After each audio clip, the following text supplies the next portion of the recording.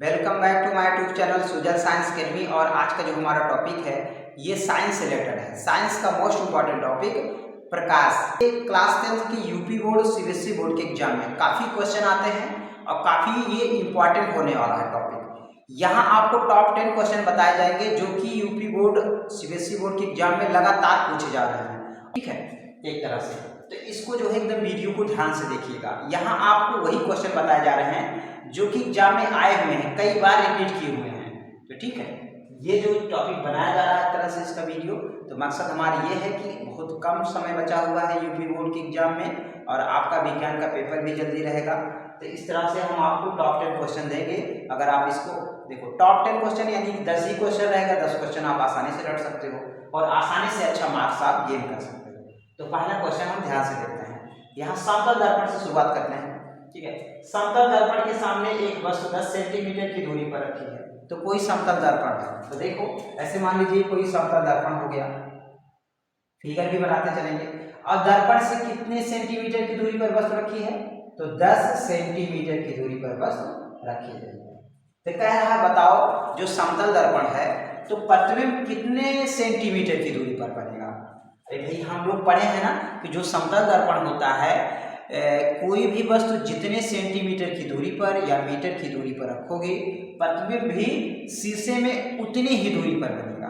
तो अगर 10 सेंटीमीटर की दूरी पर वस्तु को रखोगे तो प्रतिबिंब भी कितने सेंटीमीटर की दूरी पर बनेगा? तो 10 सेंटीमीटर की दूरी पर प्रतिबिंब भी बनेगा। तो प्रतिबिंब यहाँ कहीं बनेगा, ठीक है, 10 सेंटीमीटर की दूरी पर प्रतिबिंब भी बनेगा। यहाँ देख सकते हैं आप क्वेश्चन, एक समतल दर्पण के सामने एक वस्तु 10 सेंटीमीटर की दूरी पर रखी है। तो प्रतिबिंब की दूरी बताओ, तो प्रतिबिंब की दूरी कितनी होगी? तो 10 सेंटीमीटर ही होगी, ठीक है। अब हम ये समतल दर्पण के कुछ इंपॉर्टेंट पॉइंट जान लेते हैं। क्या है? पहला है कि जो समतल दर्पण होता है उसमें जो प्रतिबिंब होता है हमेशा क्या बनता है? तो आभासी बनता है और सीधा बनता है। ये भी याद रखिएगा, आभासी और सीधा। ये भी क्वेश्चन पूछा हुआ है कि समतल दर्पण में बड़ा प्रतिबिंब सदैव होता है, तो आभासी और सीधा। दूसरा पॉइंट है कि जो समतल दर्पण है इसमें जो प्रतिबिंब होता है यानी कि जो वस्तु होती है जितने मीटर या सेंटीमीटर की दूरी पर रखोगे प्रतिबिंब भी उतने ही मीटर या सेंटीमीटर की दूरी पर बनेगा, ठीक है। तीसरा पॉइंट है समतल दर्पण की फोकस दूरी क्या होती है? तो अनंत होती है। समतल दर्पण की फोकस दूरी क्या होती है? अनंत होती है। मतलब ऐसा है कि समतल दर्पण ऐसे रख दीजिए और उसके सामने जितना भी चीजें आएंगे सब उसमें दिखेंगे, ठीक है। जहां तक दिखेगा वहां तक वो अपने मतलब कि उसका प्रतिबिंब बनाएगा, पूरा अनंत होता है। हम लोगों की फोकस दूरी मतलब एक तरह से क्या होती है? तो हम लोगों की भी अनंत होती है। ऐसे देखिए ना, खुले में हम लोग देखते हैं तो बहुत दूर तक दिखाई देता है। तो फोकस का मतलब कोई कहाँ तक देख सकता है। तो समतल दर्पण जो होता है इसकी फोकस दूरी अनंत होती है, यानी कि जहां तक दिखेगा वहां तक वो शीशे में दिखाएगा उसको, उसका प्रतिबिंब। तो समतल दर्पण की फोकस दूरी क्या होती है? अनंत होती है। इसको भी याद रखिएगा, पूछा हुआ है। अब दूसरा करा कि समतल दर्पण में अगर हमें पूरा प्रतिबिंब देखना, अपना पूरा प्रतिबिंब देखना है यानी इमेज देखना है, तो फिर जो है शीशा कितना होना चाहिए? तो शीशा हमारी लंबाई का आधा होना चाहिए कम से कम। जैसे हमारी लंबाई 5 फुट है तो शीशा कितना होना चाहिए? तो 2.5 फुट का होना चाहिए, तभी हमारा पूरा प्रतिबिंब देखेगा।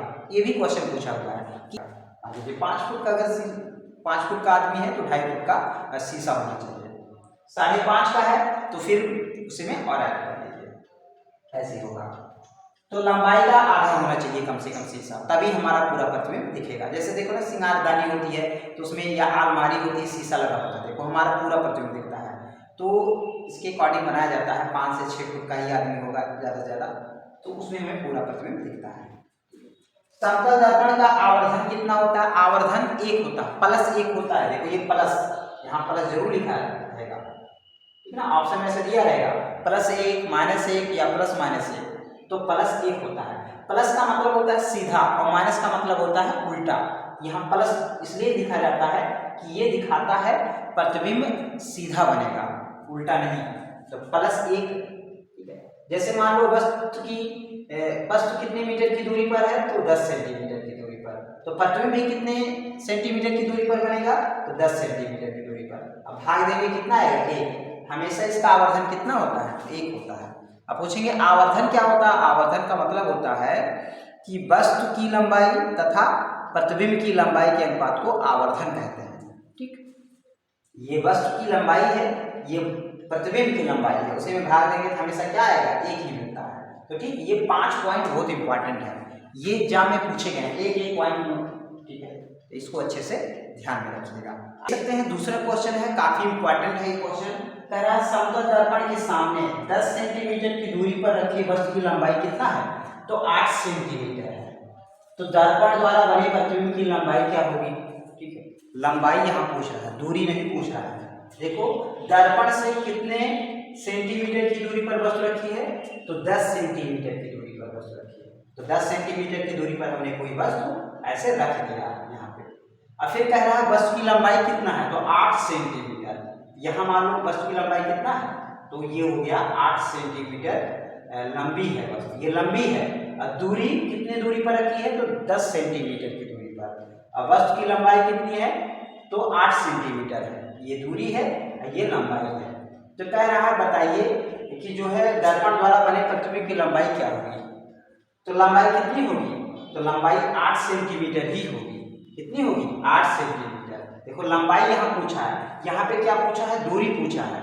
तो जितने मीटर की दूरी पर या जितने सेंटीमीटर की दूरी पर वस्तु रखेंगे, प्रतिबिंब भी उतने दूरी पर बनेगा। लेकिन लंबाई पूछ लिया, तो जितनी बड़ी वस्तु रहेगी उतना ही बड़ा इसमें प्रतिबिंब भी बनेगा। यहाँ प्रतिबिंब कितना बनेगा, तो 8 सेंटीमीटर का बनेगा। प्रतिबिंब की लंबाई कितनी होगी, तो 8 सेंटीमीटर। क्योंकि वस्तु की लंबाई 8 है, तो प्रतिबिंब की लंबाई भी कितनी होगी, तो 8 सेंटीमीटर। लंबाई भी सेम और दूरी भी सेम होती है समतल। देख सकते हैं क्वेश्चन नंबर 3 है, यूपी बोर्ड के एग्जाम में एक बार नहीं 10 बार पूछा है। कह रहा है समतल दर्पण की फोकस दूरी होगी, समतल दर्पण की फोकस दूरी तो क्या होगी, अनंत। कुछ बच्चे हैं सर 5, 10 ये समथिंग मार देते हैं, या 25। ठीक ना, यहाँ पे 25 तो नहीं है, लेकिन ज़्यादा सब सोचते हैं कि 25 होता है। तो देखो समतल दर्पण की फोकस दूरी क्या होती है, तो अनंत होती है। ठीक ना, और हमारे आँख की फोकस दूरी कितनी होती है, ये भी अनंत होती है। यानी कि समतल दर्पण के सामने कोई भी वस्तु रखोगे, चाहे वो कितनों मीटर की दूरी पर हो, अगर वो दिख रही है तो उसमें उसका प्रतिबिंब जरूर दिखेगा। यानी फोकस दूरी का मतलब होता है आप कितनी दूरी तक फोकस कर सकते हैं। तो समतल दर्पण कितने दूरी तक फोकस कर सकता है, तो बहुत दूरी तक फोकस कर सकता है समतल दर्पण। तो समतल दर्पण की फोकस दूरी अनंत होती है, याद रखिएगा।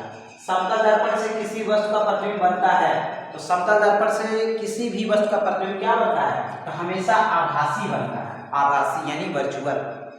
ठीक है, वास्तविक नहीं करेंगे, आभासी होता है। आभासी होता है वो सीधा होता है। ठीक ना, ये हो जाएगा। समतल दर्पण द्वारा निर्मित प्रतिबिंब का आवर्धन होता है। तो समतल दर्पण द्वारा जो प्रतिबिंब होता है, समतल दर्पण द्वारा निर्मित प्रतिबिंब का आवर्धन होता है, तो कितना होता है, 1 होता है, या 1 से कम होता है, या 1 से अधिक होता है, या 1 होता है। तो हमेशा क्या होता है, 1। तो ऑप्शन कौन सही है, तो ऑप्शन डी। ठीक है, अगर वस्तु की लंबाई 20 सेंटीमीटर है, तो प्रतिबिंब की लंबाई कितनी होगी, तो 20 सेंटीमीटर ही होगी। और कांटे में क्या आएगा, 1 आएगा, और प्लस ऐसे आता है, +1। ठीक है, तो हमेशा जो है 1 होता है आवर्धन। क्वेश्चन नंबर 6 है, ये भी काफी बार क्वेश्चन आया हुआ है। वक्रता त्रिज्या r और फोकस दूरी में f में संबंध। वक्रता त्रिज्या r और फोकस दूरी f में संबंध क्या होगा। ये काफी बार ये क्वेश्चन पूछा हुआ है। तो देख सकते हैं कौन सा ऑप्शन सही होगा। तो ठीक है, तो यहाँ पे जानते हैं जो फोकस दूरी और वक्रता त्रिज्या में संबंध होता है, उसको हम कैसे दिखाते हैं, यह बराबर r/2 ऐसे लिखा जाता है, या फिर कैपिटल R लिख सकते हैं, या स्मॉल r लिख सकते हैं। ये होता है फोकस दूरी, यह बराबर r/2। यानी फोकस दूरी जो होता है वो वक्रता त्रिज्या की आधी होती है। लेकिन ये ऑप्शन में तो मिल ही नहीं रहा है ऐसे। तो देखो यहाँ क्या किया है, इसने 2 को f के पास ले जाके रख दिया है, से 2f बराबर r ऐसे लिख दिया है। ऐसे घुमा के भी क्वेश्चन पूछ सकता है। तो देखो यहाँ घुमा के ही एग्जामिनर ने क्वेश्चन पूछा है। तो ऑप्शन कौन सही होगा, तो ऑप्शन ये सही होगा, सी। ठीक ना, याद रखेंगे, इसको ना टिक कर देना, यह बराबर 2r, ये सही होगा। तो 2 को कहाँ ला के रख दिया है, f के पास, आ भी सकता है। तो इस तरह से इसे घुमा के क्वेश्चन को पूछा जा सकता है। ये ज्यादातर याद रखिएगा, इस तरह से, या तो ऐसे पूछेगा या तो इस तरह से। तो 2 ये क्वेश्चन देखो, एक उत्तल दर्पण की फोकस दूरी 12 सेंटीमीटर है, तो दर्पण के उत्तल पृष्ठ की त्रिज्या क्या होगी। मतलब कि एक उत्तल दर्पण है, उसकी फोकस दूरी कितना है, तो 12 सेंटीमीटर है। तो कह रहा है उसकी वक्रता त्रिज्या बताओ। ऐसे देखो यहाँ क्वेश्चन क्या लग गया, उत्तल पृष्ठ की त्रिज्या क्या होगी, थोड़ा सा घुमा दिया हल्का सा लैंग्वेज को, लेकिन कोई दिक्कत नहीं है। जानते हैं जो फोकस दूरी होती है वक्रता त्रिज्या की आधी होती है, तो यहाँ वक्रता त्रिज्या पूछ रहा है तो फोकस दूरी की दोगुनी होगी, क्योंकि वक्रता त्रिज्या हमेशा फोकस दूरी की दोगुनी होती है। फोकस दूरी दिया है 12, तो वक्रता त्रिज्या कितनी हो जाएगी, 24 हो जाएगी। 24 कहाँ पे है, तो ऑप्शन डी सही होगा। तो देख सकते हैं क्वेश्चन नंबर 8 है, एक दर्पण की वक्रता त्रिज्या 40 सेंटीमीटर है, तो फोकस दूरी बताओ। तो देखो यहाँ जानते हैं ना कि जो फोकस दूरी होती है वो वक्रता त्रिज्या की आधी होती है, तो वक्रता त्रिज्या का आधा यानी 40 का आधा कितना होगा, तो 20, तो ऑप्शन कौन सही होगा, तो सी हो जाएगा। नेक्स्ट क्वेश्चन है यानी क्वेश्चन नंबर 9, किसी अवतल दर्पण की वक्रता त्रिज्या 15 सेंटीमीटर है, तो कह रहा है फोकस दूरी बताओ इसका।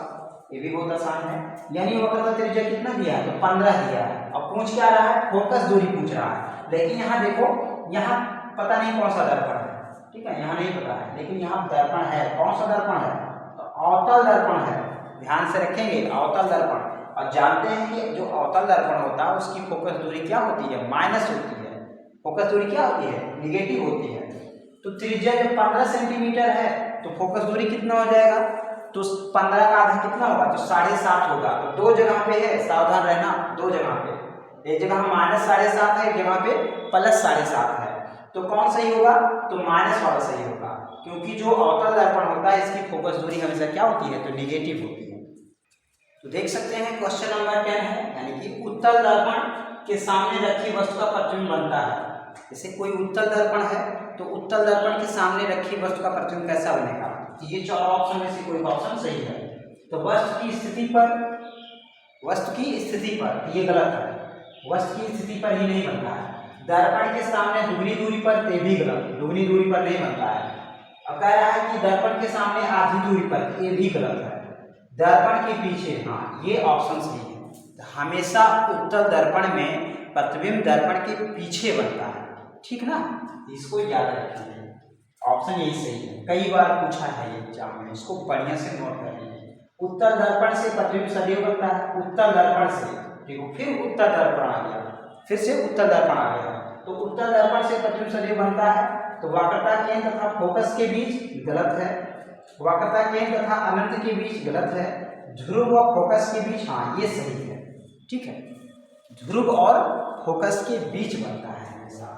तो बाइक में कौन सा दर्पण लगा होता है, तो उत्तल दर्पण। तो देखो उसमें करता क्या है, उत्तल दर्पण की खासियत क्या होती है, ये प्रतिबिंब को छोटा कर देता है, प्रतिबिंब को छोटा कर देगा, उसके बाद वस्तु से छोटा कर देगा।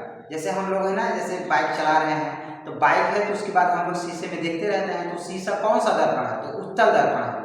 उसके बाद पीछे जितने भी कार बाइक कुछ भी आ रहे हैं देखो सब उसमें दिखता है, और सीधा दिखता है। जैसे आ रही ट्रक ना, तो सीधे दिखती है, और ट्रक अगर बड़ी सी है तो उसका प्रतिबिंब छोटा कर देता है। तो उत्तल दर्पण की खासियत है, ये प्रतिबिंब को हमेशा छोटा कर देता है। देखो ट्रक कितनी बड़ी होती है, और इतनी छोटा सा शीशे में सब कैद हो जाता है, ठीक है, एकदम सीधे दिखता है, हाँ हमारी तरफ आ रही है। तो इसकी खासियत ये है कि ये प्रतिबिंब को छोटा कर देता है। और जो उत्तल दर्पण होता है हमेशा दर्पण के पीछे प्रतिबिंब बनता है। ऐसे दर्पण होता है ना रोड सामने, तो देखो इधर से आ रही होती है बाइक या स्कूटर या फिर ट्रक या जो है गाड़ी कुछ भी आ रहा होता है, तो हमेशा दर्पण के पीछे बनता है, ठीक है। हम लोग इसे देखें ना दर्पण में, और लगता है दर्पण में पीछे जो है ट्रक दिख रही है, तो पीछे ही प्रतिबिंब बनता है। ये दर्पण के पीछे और ध्रुव और फोकस के बीच, ठीक है। अगली वीडियो में हम आपको और भी ऐसे क्वेश्चन लाएंगे, लाइट के भी 8 से 10 क्वेश्चन बहुत इंपॉर्टेंट है, ठीक है। तो चलो ठीक है, मिलते हैं नेक्स्ट वीडियो में, तब तक के लिए जय जवान जय किसान।